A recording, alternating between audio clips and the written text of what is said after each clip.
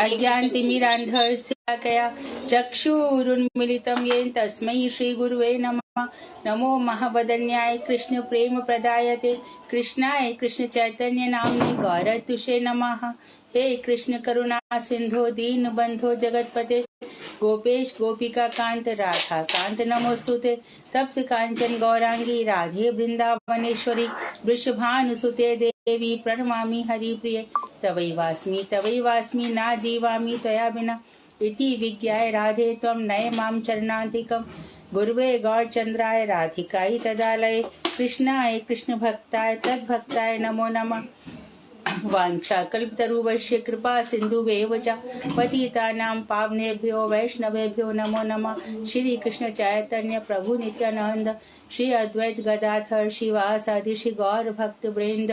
हरे कृष्ण कृष्ण कृष्ण हरे हरे, हरे राम राम राम हरे हरे।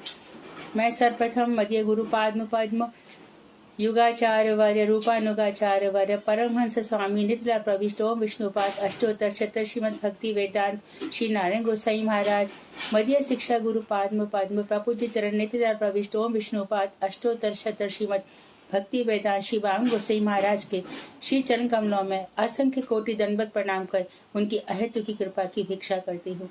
मैं ग्रंथ राशि चैतन्य सिंह शामत तदीय रचयिता ओम विष्णुपाद सच्चिदानंद श्री भक्ति विनोद ठाकुर के श्री चरण कमलों में कोटि कोटि दंडवत प्रणाम कर उनकी अहेतु की कृपा प्राप्ति के लिए निवेदन करती हूँ। मैं उपस्थित श्रोता मंडली वैष्णवी सभी के लिए यथा योग्य वंदन अभिवादन दंडवत करती हूँ। तो हमारा ये बहुत सुंदर ग्रंथ प्रारंभ हुआ। जैसा कि हमने इसमें पढ़ा था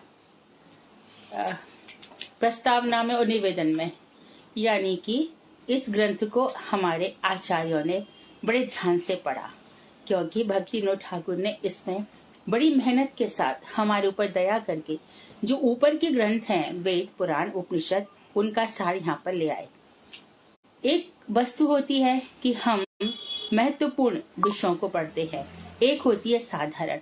परंतु होता क्या है कि जितनी हम चिन्मय वस्तुओं को देखते हैं पढ़ते हैं उतने ही हम चिन्मय होते जाते हैं। हमें पता ही नहीं चलता कि अचानक ये क्या हो गया। हमने चिन्मय बातों को सुना, हमने अप्राकृत जगत की बातों को सुना।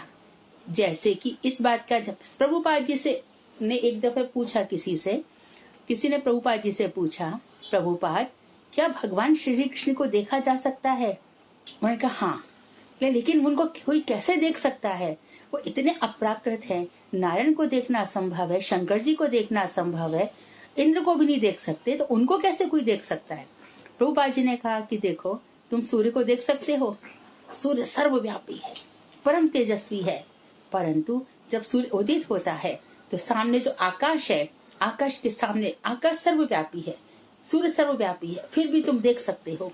उसी प्रकार से जब तुम्हारा हृदय में चित आकाश हो जाता है, अर्थात मंत्र जपते जपते, महामंत्र जपते जपते, चित अनुशीलन करते करते, महात्माओं की कथा सुनते सुनते, रसिक महात्माओं की कथा सुनते सुनते, जब हृदय एकदम स्थित प्रज्ञ हो जाता है, चित हो जाता है, भावुक हो जाता है, तो उसमें श्री कृष्ण का दर्शन हो सकता है।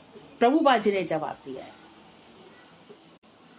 श्री प्रभुपाद का उत्तर है कि कृष्ण वस्तु दुर्लभ है परंतु असंभव नहीं है। तो निरिद्रेह है, ये जो मनुष्य शरीर है उसी में ये संभव है। हम लोग रोज ही बात करते हैं कि 4 बातें हर योनि में है, आहार भय निद्रा मैथुन, खाना सोना बच्चे पैदा करना और डर। लेकिन जो मनुष्य जन्म है उसमें एक चांस है हम भगवान की तरफ जा सकते हैं। तो फिर थोड़े बहुत से एडजस्टमेंट क्यों करें, गहरा ज्ञान क्यों ना प्राप्त करें? और ये गहरा ज्ञान कहाँ से आएगा? हम खुद देखेंगे कि पुस्तकों में क्या लिखा है, यहाँ वहां से नहीं। इसलिए पुस्तक सामने हो उसी ग्रंथ को सुनो, या फिर जो बहुत उच्च कोटि के महात्मा है, जो तुमसे भी उन्नत कोटि के, उनकी बात सुनो। कोई हमें भटका तो नहीं रहा। आजकल धर्म के नाम पर, जहां तक कि कल हमने पढ़ा महाप्रभु जी के नाम पर भी कितने खप्पड़ छल इत्यादि बताए जा रहे हैं, ये सब नहीं है। इसलिए पुस्तकों को पढ़ना बहुत आवश्यक है।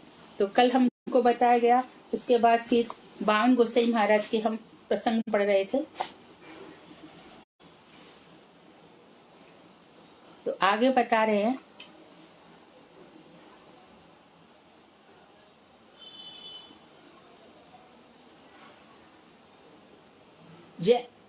पेज हमारा चल रहा है घ। जैव धर्म का प्रथम एवं द्वितीय खंड कहाँ से था? मेरा थोड़ा मिसप्लेस हो रहा है। हाँ ये ठीक है। हाँ जी दीदी, वहीं से जहाँ से आप बोल रही हैं, वहीं से है ना। हाँ। जैव धर्म का प्रथम एवं द्वितीय खंड बांग्ला भाषा में तथा पूर्णांग संस्करण हिंदी में श्री गौड़ीय वेदांत समिति द्वारा पहले प्रकाशित हो चुका है। जैव धर्म तो पहले आ गया है। तो 3 ग्रंथ आए भक्तिनोद ठाकुर की कि तीनों पढ़ने चाहिए। शिक्षा मत हम पढ़ रहे हैं, और जो शिक्षा मूल है, तो जो हमने जैव धर्म में 10 मूल तत्व पढ़े थे, उसका विस्तार शिक्षा मूल में है। बहुत विस्तार से अच्छी प्रकार से दिया है कि भगवान श्री कृष्ण का ये भजन क्यों करना चाहिए। श्री समिति के सह सभापति त्रिदंडी स्वामी श्रीमद भक्ति वेदांत नारायण महाराज की एकांतिक प्रचेष्टा, यत्न, आग्रह और सेवा अध्यक्षता में मथुरा धामस्थ श्री केशव जी गौड़ीय मठ से श्री चैतन्य शिक्षामृत ग्रंथ का हिंदी संस्करण अब प्रकाशित होने से हिंदी भाषा भाषी शिक्षित सज्जनों का विशेष उपकार होगा।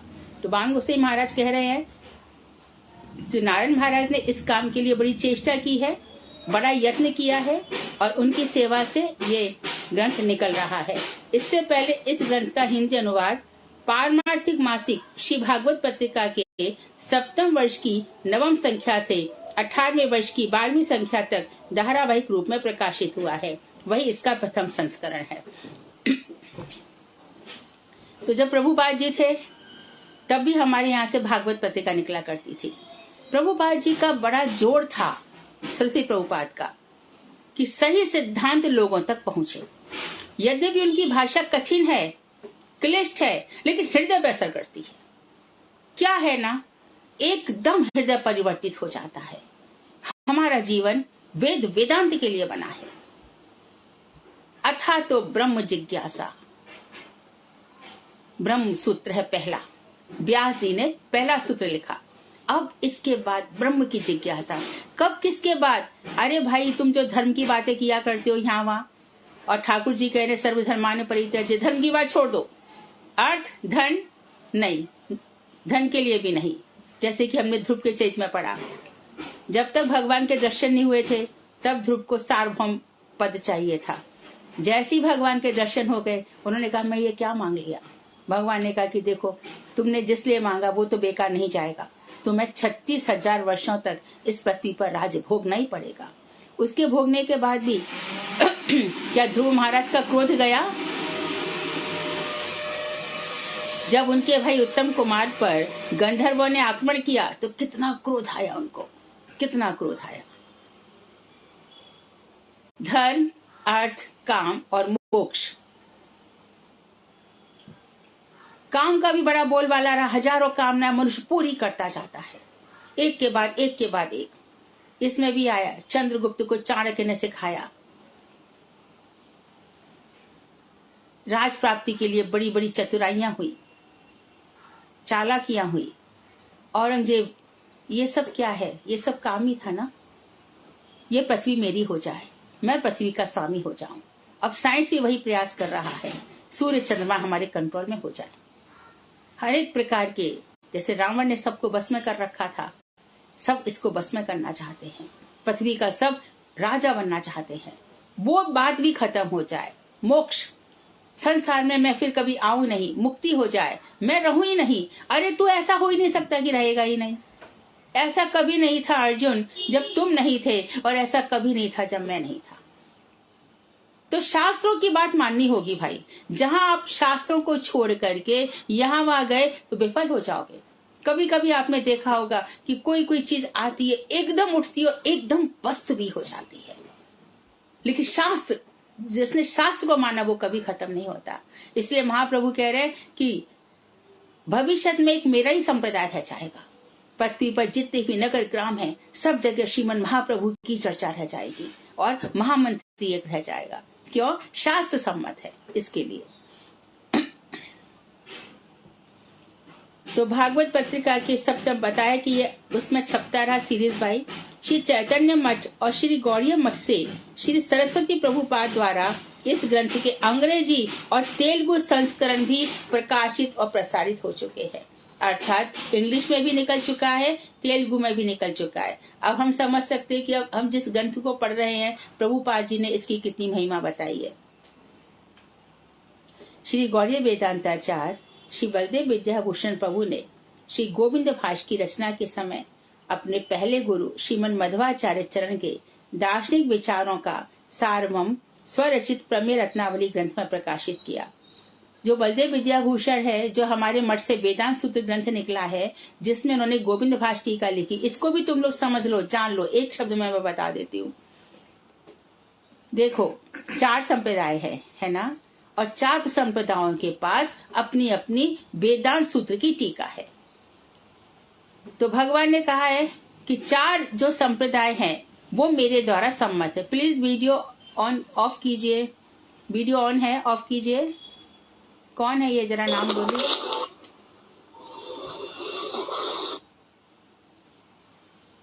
बहुत लाइट आती है आंखों में। तो 4 संप्रदाय थे। संप्रदाय विहीना ये मंत्रा ते निष्फलाहा। संप्रदाय से रहित जो मंत्र हैं वो निष्फल होते हैं। ये पद्म पुराण में स्पष्ट रूप से कहा गया। तो जो मंत्र संप्रदाय में नहीं बताए गए उनको जपने से सिद्धि नहीं होती। मानो कोई सिद्धि का ढिंडोरा पीट भी ले, परंतु नहीं होगी। अच्छा, अब क्या हुआ कि जयपुर में गोविंदे मंदिर के पास श्री राधा जी का पूजन होता था। 4 संप्रदाय वालों ने, जो रामन संप्रदाय के थे, उन्होंने कहा नहीं, यहाँ पे राधा जी का पूजन नहीं होगा। राधा जी परकिया रस में हैं और श्री कृष्ण से विवाहित नहीं है, इसलिए उनकी पूजा नहीं होगी। राधा जी की मूर्ति को अलग कर दिया गया। बात ही बात में यह बात चक्रवर्ती ठाकुर तक आई। ऐसा हो गया है, चक्रवर्ती ठाकुर ने अपने शिष्य बलदेव जी से कहा, बलदेव जल्दी जाओ, जयपुर में बड़ी खलबली हो रही है, तुम्हें जाना पड़ेगा। बलदेव जी वहां सभा में बैठे। उन्होंने तत्व रखा कि भगवान श्री कृष्ण की इलादनी शक्ति राधा है, उनको उनसे कभी अलग नहीं किया जा सकता। तो उन्होंने कहा आप तो बात ही मत कीजिए, पहले आप ब्रह्म सूत्र की टीका बताइए, तब हम मानेंगे कि गौड़ीय संप्रदाय की बात सिद्धांतपूर्ण है। बस इसी बात पे बलदेव विद्याभूषण गलताजी चले गए और वहां पर स्वयं गोविंद देव ने आकर उनके हाथ पर विराजमान हो गए और उनसे टीका लिखवाई ब्रह्म सूत्र की या वेदांत सूत्र, एक ही बात है। उनकी टीका लिखवाई, उन्होंने आके प्रस्तुत की। इस टीका का नाम है गोविंद भाष, जिसका अनुवाद हमारे मठ से हो गया है। इसीलिए हमारे समिति का नाम क्या है, गौड़ीय वेदांत समिति।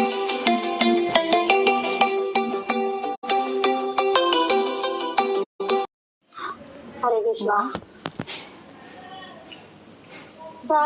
हरे कृष्णा। हो गया हो गया हो गया, मैं तैयार, मैं सुना सकती हूँ। हो गया, चालू हो गया। हाँ।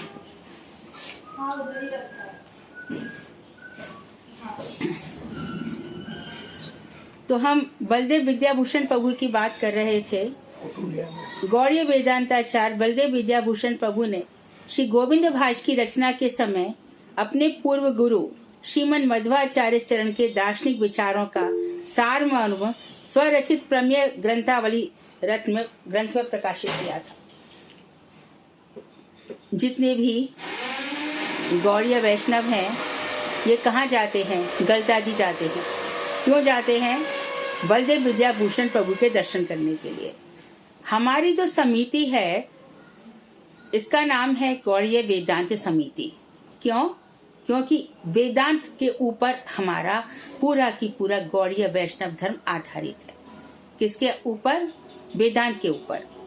तो इसके लिए श्री मध्व प्रहा श्लोक में श्री मध्व कथित 9 प्रमेयों का श्री चैतन्य महाप्रभु ने जीवों के लिए उपदेश दिया है, ऐसा लिखा है। तो उसमें सबसे पहला उपदेश जो है वह यही है कि भगवान श्री कृष्ण ही उपास्य हैं। देखो, इसमें एक चीज और समझ लो, जितने भी जो अखिल ब्रह्मांड है, सारे ब्रह्मांड, ये भगवान श्री कृष्ण की एक पाद विभूति है। एक पाद मतलब एक चरण। 1/4 जितने ब्रह्मांड दिख रहे हैं, कोटि कोटि ब्रह्मांड।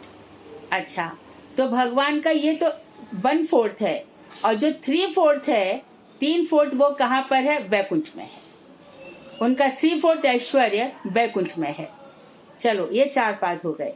तो भगवान श्री कृष्ण का खुद का क्या वैशिष्ट है कि इतनी सब जगह देखा, माधुर्य नहीं मिला किधर भी। भगवान की लीला माधुरी, गुण माधुरी, प्रेम माधुरी कहीं पे नहीं मिली। वो कहाँ मिली? गोलोक धाम में। उसको हम क्या कहते हैं? ब्रह्मपुर, जहाँ ब्रह्म रहते हैं। कैसे रहते हैं? शत शत युवतियों से आवृत रहकर। युवतियां कौन है? सब साधक। ये साधक कौन है? जो आत्माएं भगवान की तरफ बढ़ चली हैं। संसार में स्त्री शरीर और पुरुष शरीर है, वहां पर बस मात्र गोपी है। श्री कृष्ण ही एक हैं, पुरुष, और कोई वहां पर नहीं है। ये सब बातें बताई गई। इसके बाद बता रहे हैं श्री बद्री विद्याभूषण और श्री जीव गोस्वामी प्रभु के षट संदर्भ के तत्व सिद्धांत के अनुरूप श्री भक्ति विनोद ठाकुर ने श्री 10 मूल के आमनाय प्रहाग श्लोक की रचना की है, जो हमने जैव धर्म में भी पढ़ा था कि भगवान श्री कृष्ण एकमात्र आराध्य देव हैं। आराध्यो भगवान ब्रजेश तनय तद धाम वृंदावनम। और जो वृंदावन धाम है, और कौन सी उपासना है? ब्रज बधु वर्गेण कल्पिता। जो ब्रज बधुओं के द्वारा, गोपियों के द्वारा जो आराधना की गई है, वही हमारी आराधना है। उसके बाद उन्होंने वैष्णव सिद्धांत माला और 10 मूल तत्व के संबंध में श्रीमन महाप्रभु की शिक्षाओं की रचना की। तत्पश्चात जैव धर्म नामक ग्रंथ में उसे विस्तार पूर्वक प्रकाशित किया गया। उन्होंने तत्व सूत्र, श्री गौरांग स्मरण मंगल स्तोत्र, हरिनाम चिंतामणि आदि ग्रंथों में भी 10 मूल तत्व का वर्णन किया है।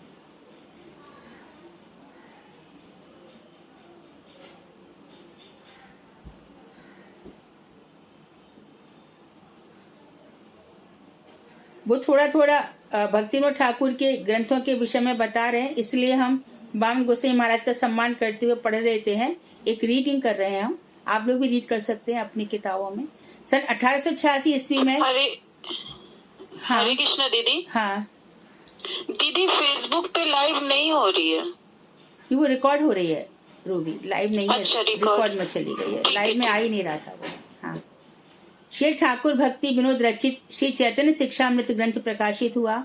यह संस्करण समाप्त होने पर पुनः 1905 ईस्वी में संपूर्ण संशोधित एवं परिवर्धित आकार में प्रकाशित हुआ।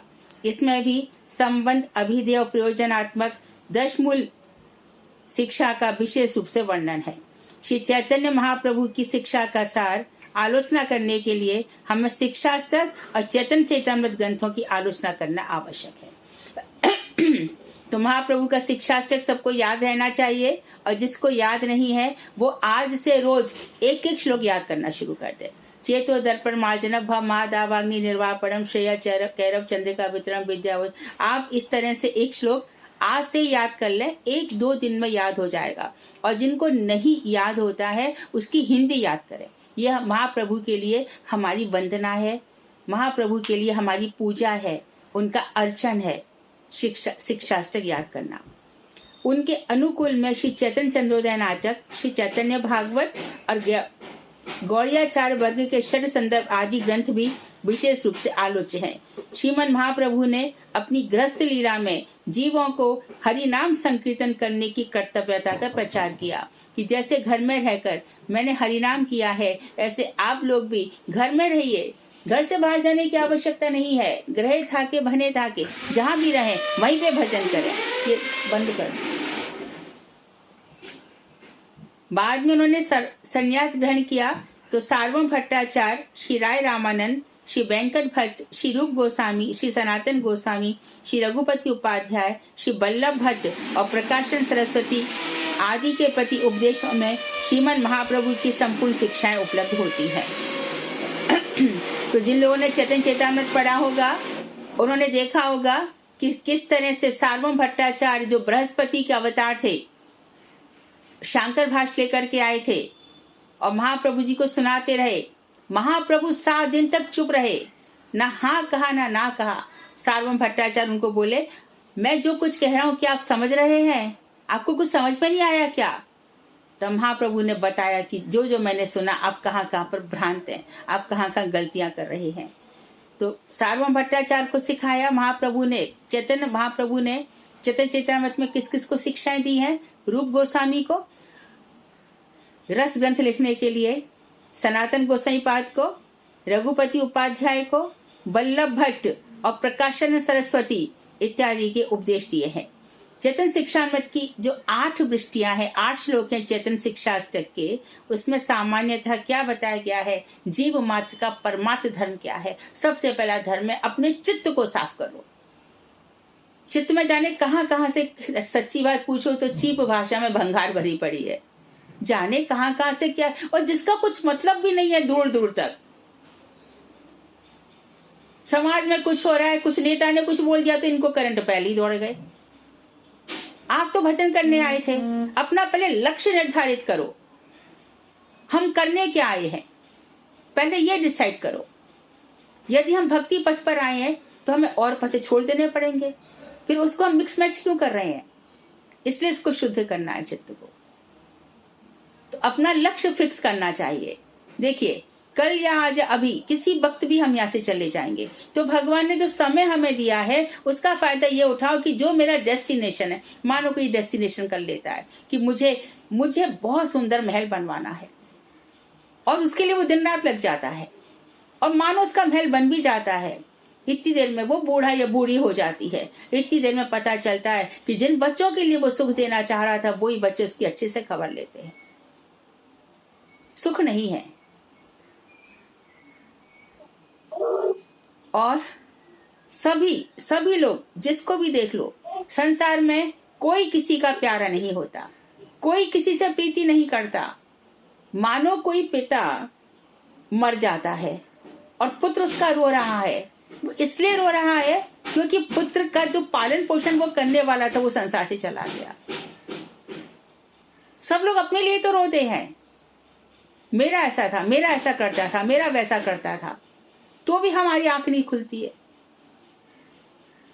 तो ये जो संसार दावानल है, इसको बुझाने के लिए हम मंत्र जपते हैं, साधना करते हैं। हम सबको साधक बनना है। बाण गोसाई महाराज हमेशा कहते थे तुम साधक हो। वो नहीं कहते थे कि तुम मनुष्य हो या व्यक्ति हो या जीव हो या स्त्री हो या पुरुष हो, तुम साधक हो। तुम अपने जीवन में साधना कर रहे हो। किस चीज के लिए? हमसे जो परम है, हमसे जो ऊंचा है, जिससे हम बिछुड़ गए हैं और बिछुड़ करके हमारा त्रास हो रहा है, उसको पाने के लिए हमारी साधना चल रही है। तो ये साधना हमारी बहुत मजबूत होनी चाहिए। ध्यान दीजिए, आप 1 वर्ष में ही क्या से क्या बन जाएंगे यदि साधना ठीक है तो। और भटकाव है तो आपके चेहरे पर ही आ जाएगा, ये भटका हुआ जीव है। साधना से दृढ़ता आती है, मन में संकल्प आता है, बलवत्ता आती है। उसमें व्यक्ति किसी से झुकता थोड़ी है। तनादपि सुनिचन का अर्थ ये है कि किसी के मुंह मत लगो। अमानी ना अमान देन, हाँ भाई तू जा, तू हमारा बाप है, चल, हमारा तेरा क्या मतलब है, तेरा हमें तेरे से क्या करना है।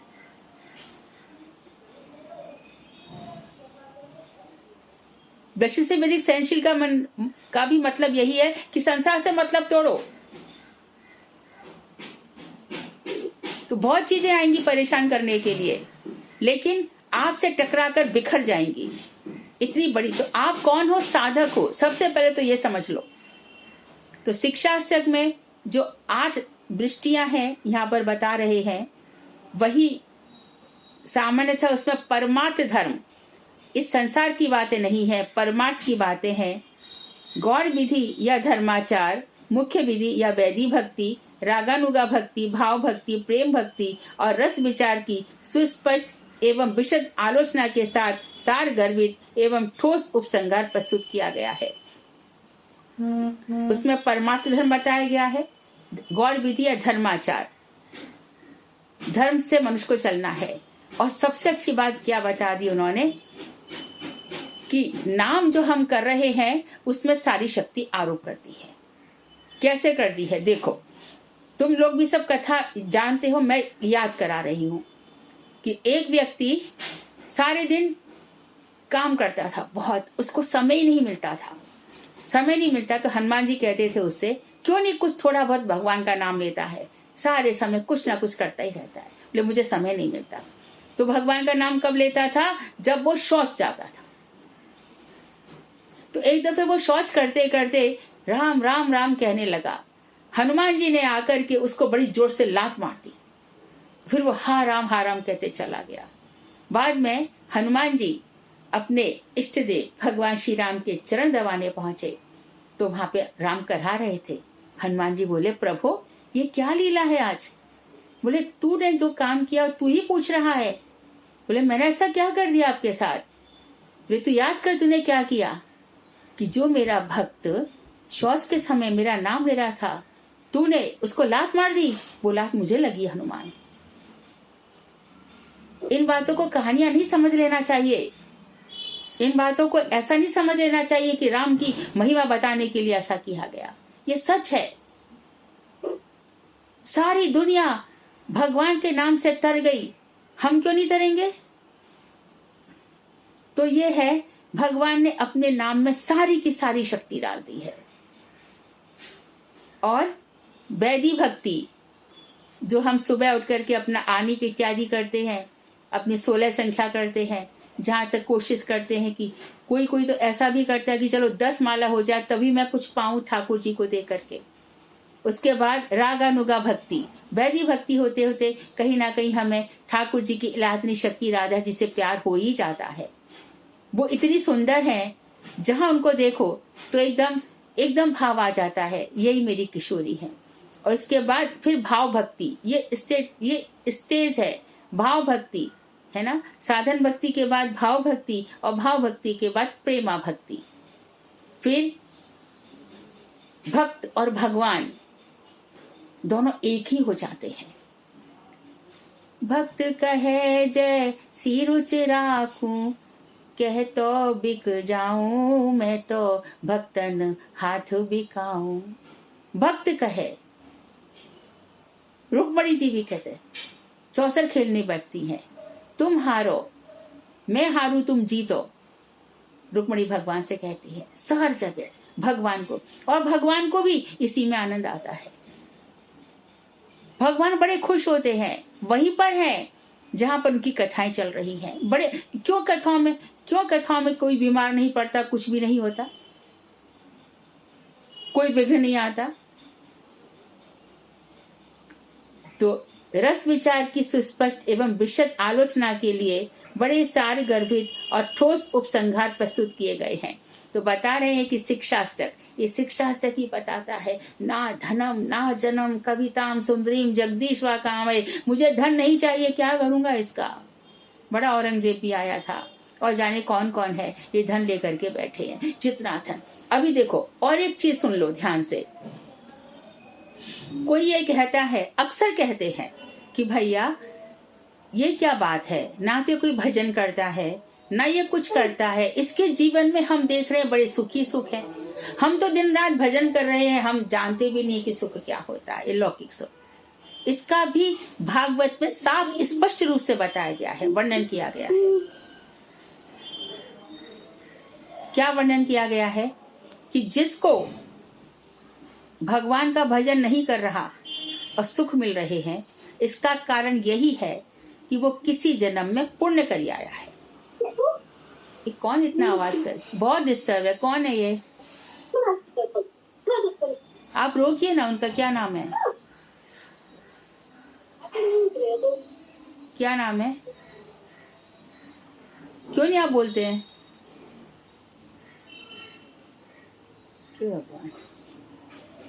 मेरी बात कोई मोल नहीं रखती। कौन था? म्यूट कर दिया मैंने।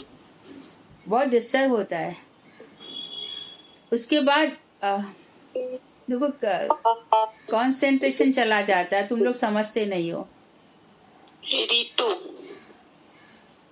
ऐसे मत करो अपना सब म्यूट पे ध्यान देना, कथा के टाइम डिस्टर्बिंग नहीं करना चाहिए, गलत बात है ये। गलत है, दूसरा अपराध भी बहुत है। काकभूषुंडी इत्यादि का जन्म क्यों हुआ? इसी कारण तो हुआ है। कथा में बिल्कुल डिस्टर्ब मत करो। तो पाप, तो जो व्यक्ति कुछ भी भजन नहीं कर रहा है और उसका कुछ बिगड़ भी नहीं रहा है, तो इसका कारण यही है कि पिछले जन्म में वो इतनी सुकृति कर आया है। तो भगवान क्या कहते हैं कि इसकी सुकृति का फल तो इसको भोगना ही पड़ेगा, इसको सुख देने ही पड़ेंगे। तो भगवान इसको सुख देते हैं, बहुत सुख देते हैं। भोग ले जितना सुख है, अब तेरी पाप की शुरुआत हुई। और यदि मानो उसको कोई दुख हुआ और भगवान ने फिर उसको सुकृति दे दी, तब तो उसके दुख सुख चलते ही रहेंगे। तो यही कारण है कि भगवान उसको कोई दुख नहीं देते। जितनी भी सुकृति है सब भुगत रहे, बचेंगे नहीं एक भी। अब तेरे पाप का फल शुरू होगा। आप लोग भी देखते हो कितने ही ऐसे लोग हैं, कितने सुख भोगते हैं और अंत में अब जेल में पड़े हुए हैं। सब आशा करते हैं इनका कुछ नहीं होता, इनका कुछ नहीं होता, इनका कुछ नहीं होता। देखो कैसा होता है।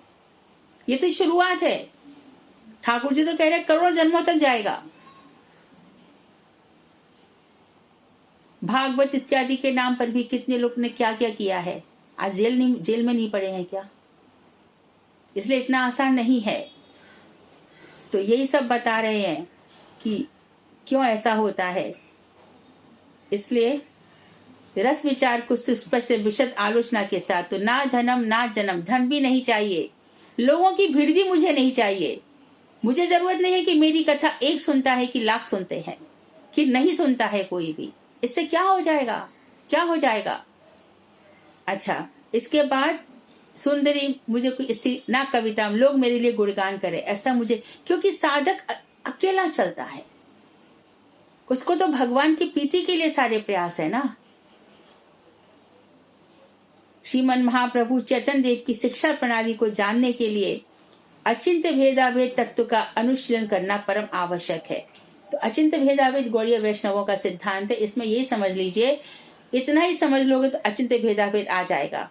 हम भगवान के अंश हैं, भगवान चेतन है, हम भी चेतन हैं।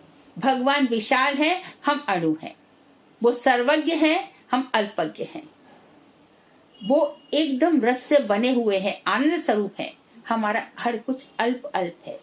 आनंद हम में भी है, लेकिन हमारा आनंद तिरोहित हो जाता है। कैसे? कभी शोक आ जाता है, कभी मोह आ जाता है, कभी दुख आ जाता है, हमेशा आनंद नहीं रहता। और श्री कृष्ण हमेशा हंसते रहते हैं। यदुकुल का संहार हो गया पूरा की पूरा, और आप बैठे आराम से, एक पैर दूसरे पैर पर रखकर बैठे हुए हैं। मथुरा से चले गए, द्वारका बसा ली। गोकुल से चले गए, मथुरा आ गए। कृष्ण को कभी कुछ हुआ? प्रेम उनको याद आता है, प्रेम उनको याद आता है।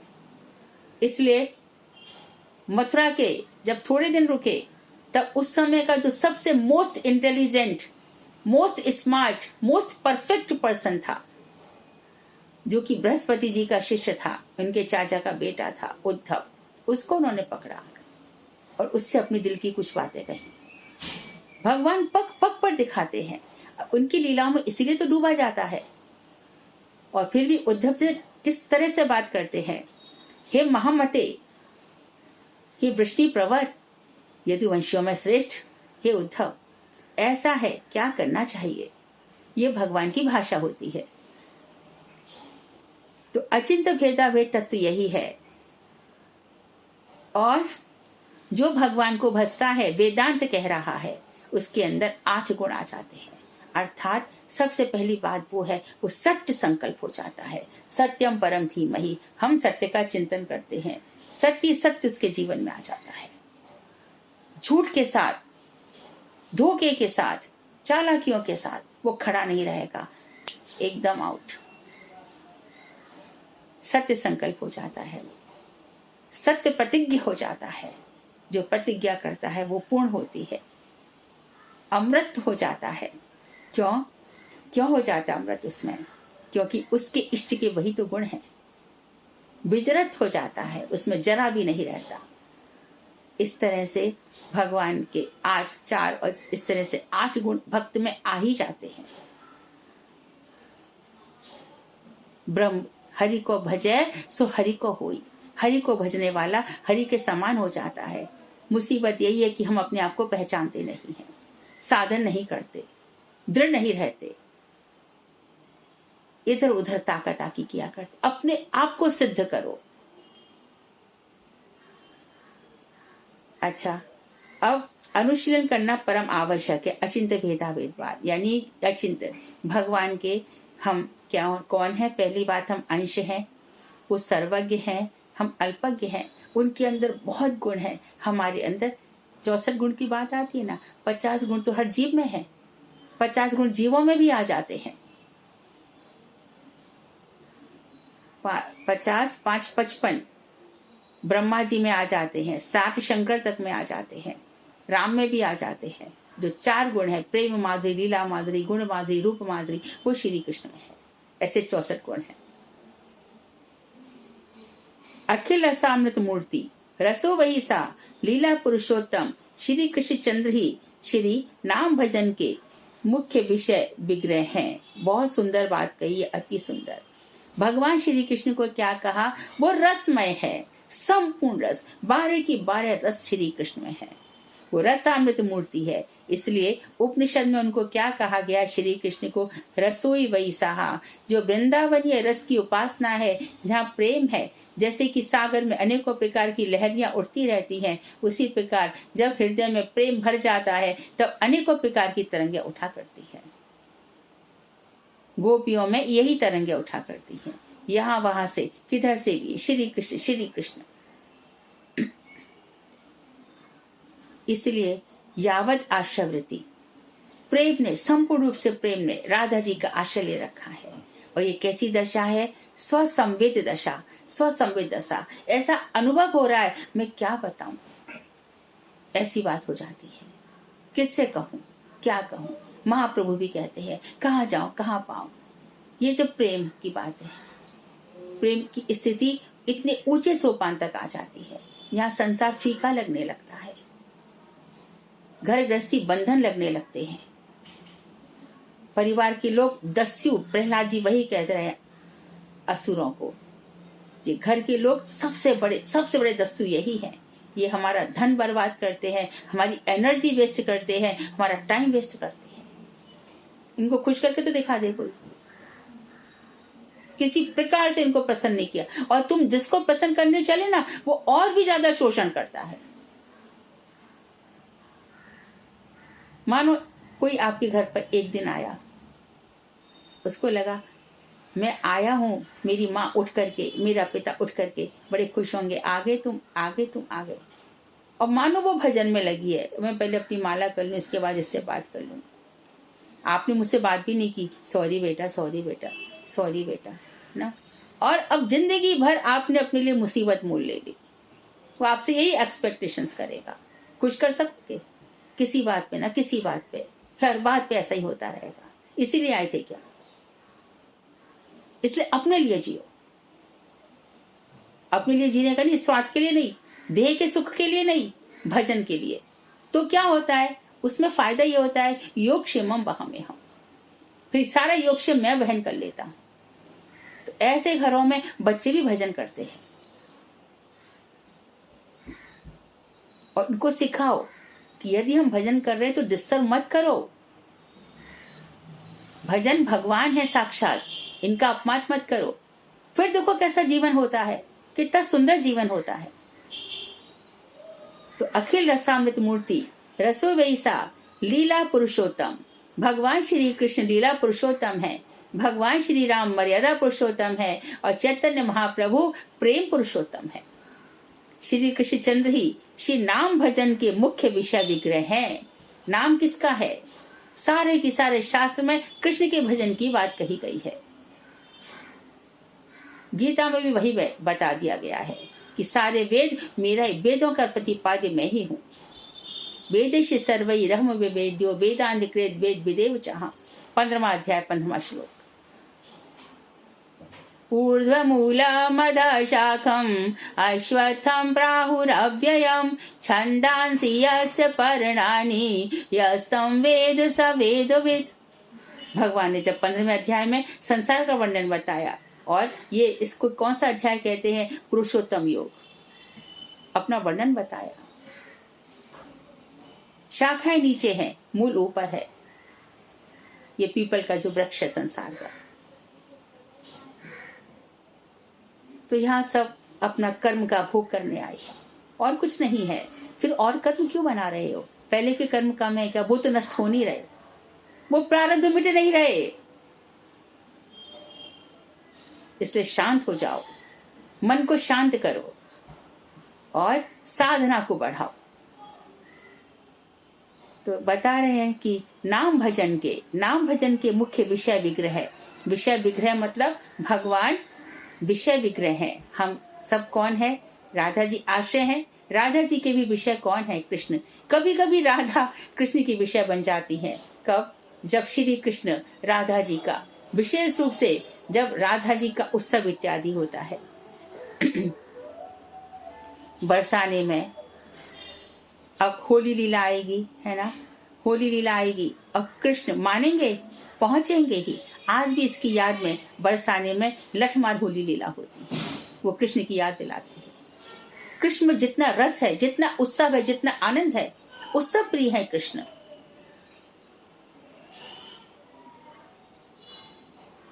भगवान के उत्सव अपने घर में मनाते रहने चाहिए।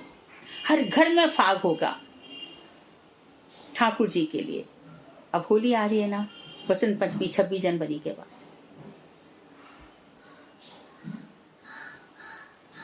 विषय विग्रह है, नाम भजन और कृष्ण नाम संकीर्तन द्वारा ही अष्टयाम लीला की स्फूर्ति संभव है।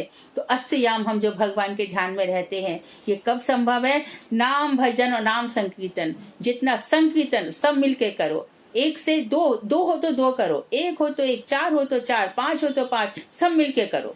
जब भी मिलेंगे हरि नाम करेंगे, हरि संकीर्तन करेंगे और ये अष्टयाम जो हमने वर्णन किया था, इसकी स्फूर्ति हो जाएगी। क्यों? इतना लीलाओं का चिंतन हो रहा है। अभी देखो, भगवान गजेंद्र के लिए भगे, अच्छा गजेंद्र के लिए भागे, ठीक है, और द्रौपदी के लिए, ये तो नित्य लीला नहीं है, उसको तो अष्टकाली लीला में नहीं गिना जा सकता। अष्टकाली लीला तो जो बताई थी कि कैसे कुसुम सरोवर में चयन इत्यादि, फूल पुष्प चयन, राधा जी के साथ बिहार इत्यादि लीलाएं हैं। सुबह गौचारण के लिए जाते हैं, शाम को लौटते हैं, रात को शयन करते हैं, सुबह उठते हैं, नए लीला। तो अष्टकाली लीलाओं का चिंतन कब होगा? जब हम उन लीलाओं का ध्यान करेंगे। और ध्यान के लिए तो गोपियों की शरण में जाना ही पड़ेगा। गोपियां कौन कौन सी लीलाओं का ध्यान करती थी? तो इसमें कई सारी लीलाएं बताई गई। तो अष्टकाली लीलाओं में जब हम सुबह उठ जाते हैं तो सबसे पहले भगवान श्री कृष्ण राधा श्याम सुंदर पर्यंक पर विराजमान है। इतनी देर में कू कू करके कुक्कुट मुर्गा ने आवाज करी। राधा जी के लिए सोने भी नहीं देता, कखटी बंदरी आवाज करने लगी। दोनों हमारे प्रिय प्रियतम जागे और उस समय योग माया ने तैयारी कर ली आरती की। सारी की सारी सखियां आरती उतार रही हैं। इसके साथ आपका भजन शुरू हो सुबह का। उठते ही सबसे पहले यदि संभव हो, शौच इत्यादि जाना हो तो बात अलग है, अपनी माला लेके बैठ जाओ और एकदम समाधि लग जाए, ध्यान लग जाए। फिर बड़े करुणावान है ठाकुर जी, किशोरी जी भी बड़ी दया, पढ़ाई मेरे को पुकारता है, इसको अपने पास ही रख लेना चाहिए। तो नाम भजन कृष्ण नाम संकीर्तन द्वारा ही अष्टयाम लीला की स्फूर्ति संभव है। यही श्री बाष्भान्वी दैत्यदास की वाणी। बाष्भान्वी वृषभानु जी की बेटी और उनके प्रिय दैत्यदास कौन? हमारे सरस्वती प्रभुपाद, उनकी वाणी है। क्या कह रहे हैं वो? कीर्तन प्रभावे स्मरण हईवे सकाले भजन निर्जन संभव में परिपुष्ट है। कीर्तन के प्रभाव से स्मरण होगा। स्मरण के लिए कीर्तन बहुत आवश्यक है, कीर्तन होना चाहिए।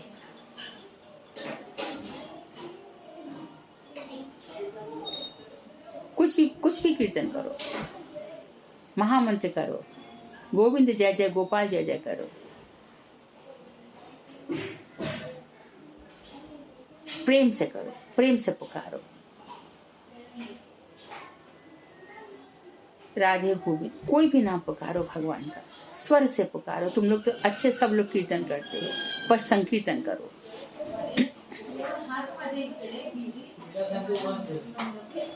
उसके बाद जब कीर्तन करोगे तो स्मरण होगा ही होगा, निश्चित रूप से होगा।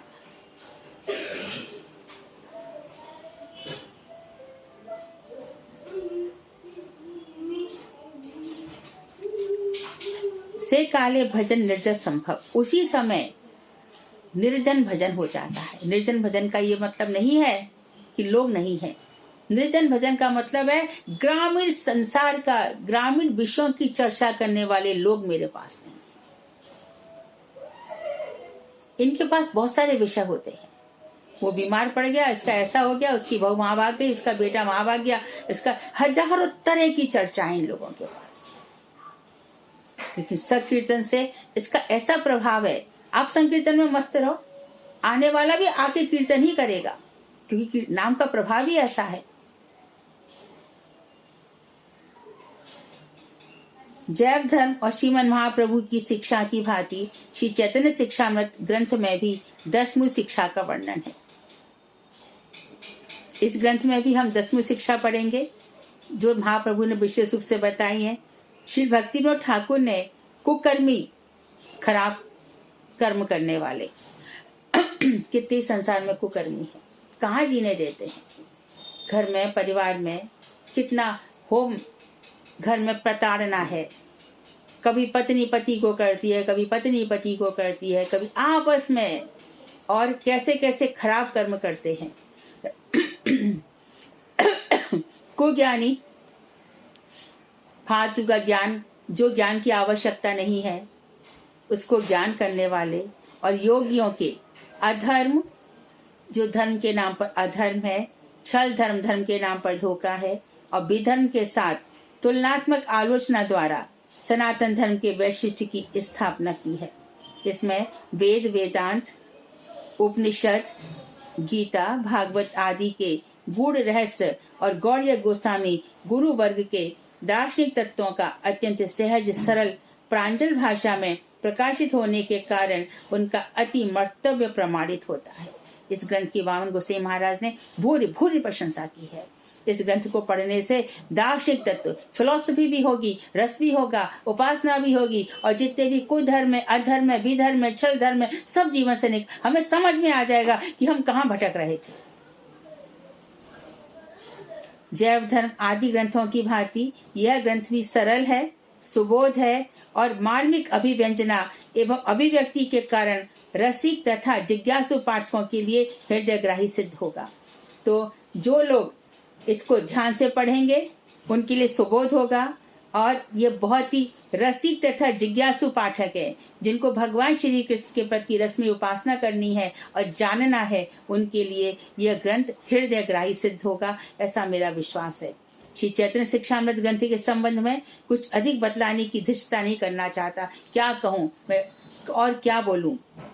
श्री गुरु पद्म, श्री सरस्वती प्रभुपाद और श्री भक्तिविनोद ठाकुर की प्रस्तावना, भूमिका और विबोधन आदि में ही आलोच्य ग्रंथ की विशेष महिमा महात्म्य प्रकाशित है। तो सभी लोग इस ग्रंथ की भूरी भूरी प्रशंसा कर रहे हैं। हमने भी वही सोचा था कि जैव धर्म में हमारे सभी श्रोता और हम स्वयं बड़े कृतार्थ हुए हैं, उसको पढ़ करके धन्य धन्य हो रहे हैं। आप लोग विश्वास नहीं करेंगे कैसे कैसे लोग कह रहे हैं कि वाह, ये बहुत कमाल की बात हो गई। तो ऐसे ही रस इसमें एक सीढ़ी और जुड़ जाएगी। तो उनकी शुभेच्छा, शुभाशीर्वाद ही जगत के जीवों के आत्यंतिक कल्याण की प्राप्ति का एकमात्र साय और संबल समझता हूँ। तो जो ये ग्रंथ पढ़ रहे हैं, भक्तिविनोद ठाकुर, सरस्वती प्रभुपाद और मैं बोलती हूँ श्रीपाद वामन गोसाई महाराज, श्री नारायण गोसाई महाराज, हमको शुभ आशीर्वाद करें कि हमारा आत्यंतिक कल्याण हो, अर्थात कोई हमारा प्रारब्ध इतना भी शेष ना रहे जिसको भुगतने के लिए आना पड़े। सब कुछ कन्वर्ट हो जाए, सबका कन्वर्ट हो जाए। किस में हो जाए? बिल्कुल चैतन्य भक्ति, हमारी चेतना कृष्णमयी हो जाए। कृष्ण और राधा हमारी चेतना के विषय है, वही हमारी कॉन्शियसनेस हो। बाकी चीजें अपने आप होती रहेंगी, चलती रहती हैं। महात्मा की चलती है तो हमारी नहीं चलेंगी क्या? और किसकी नहीं चली है? घबराना नहीं है। हो सकता है कि कभी कभी ऐसी स्थिति आ जाए, जरूर हो सकता है, कोई इसमें चिंता की बात नहीं है, आ सकता है। उसको हंसते हुए देखो। दुख आएंगे, निकल जाएंगे, सुख आएंगे, वो भी निकल जाएंगे, वो भी रहने वाले नहीं है। 4 दिन की चांदनी फिर अंधेरी रात, स्थायी रहेगा क्या? यही नाम भजन। तो दुख से घबराना नहीं है और सुख में उछलना नहीं है। यो ना हृष्यति ना द्वेष्टि ना शोचति ना कांक्षति शुभ परित्यागी भक्ति मान्या समय प्रिया। जो न हर्षित होता है, न शोक करता है, न इच्छा करता है, शुभ अशुभ सबको छोड़ देता है, पर भक्ति गुण से युक्त है, वही मुझे प्रिय है। तो भगवान श्री कृष्ण का प्रिय बनना है तो जो हमसे चाहते वो हमें करना ही पड़ेगा। मान और अपमान इसकी परवाह मत करो। क्या था हमारा जो हमें सम्मान चाहिए? और सम्मान किसका हुआ है? आत्मा का कि शरीर का कि देह का? किसका? लोगों की भीड़ चाहिए, काय के लिए चाहिए? शांत धीर गंभीर बनो एकदम। कहीं पे आसक्ति मत रखो किसी भी चीज में, तो हम भी इन्हीं की लाइन में आ जाएंगे। हम सब उनके पीछे खड़े हैं, आगे वो खड़े हैं, पीछे हम खड़े हैं।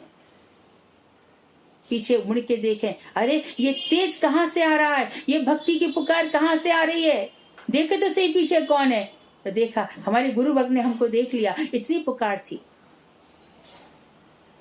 जैसा प्रभुपाद जी ने कहा हमने कर दिया तो जीवन सफल हो जाएगा। वांछा कल्पतरुभ्यश्च कृपा सिंधुभ्यः च पतितानां पावनेभ्यो वैष्णवेभ्यो नमो नमः।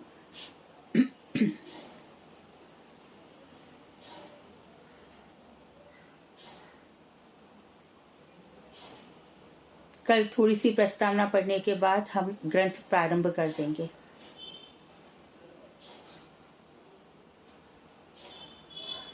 आज क्लास को विश्राम दें कि किसी को भजन गाना है या प्रश्न करना है कोई?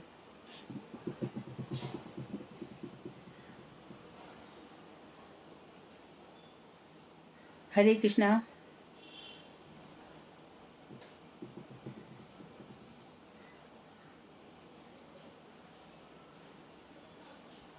विराम। कोई बोलते ही नहीं कुछ। हरे कृष्णा दीदी, दंडवत प्रणाम। हाँ दीदी, ये अभिव्यंजना और अभिव्यंजना मतलब एक्सप्रेस करना। अच्छा,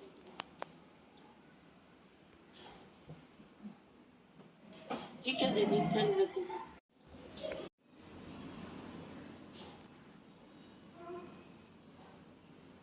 श्रेया को बुलाना जरा, इसको तो कुछ नहीं वैसे याद है।